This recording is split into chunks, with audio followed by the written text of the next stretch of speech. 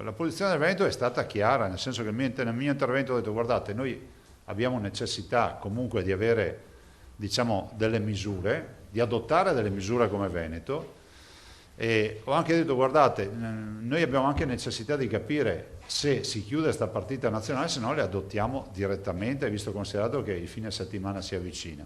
Il pressing sull'esecutivo è iniziato già di prima mattina con una richiesta duplice: adottare restrizioni già in vista del weekend senza aspettare Natale e contemporaneamente provvedere a ristori immediati per le attività che dovranno rimanere chiuse. È incontrovertibile che ogni azione deve essere supportata dai ristori.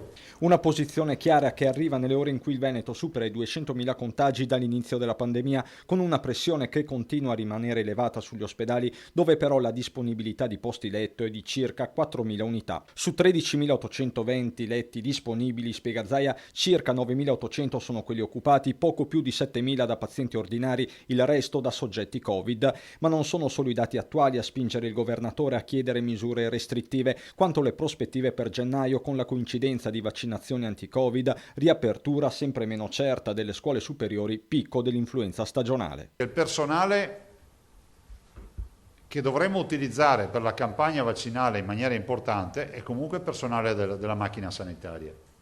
E pensate solo che se avremo ancora peso di Covid è lo stesso personale che comunque dovrà essere occupato per il Covid. E se arriverà l'influenza dovrà essere lo stesso personale che comunque dovrà essere occupato in parte anche per l'influenza nei ricoveri e nelle cure territoriali.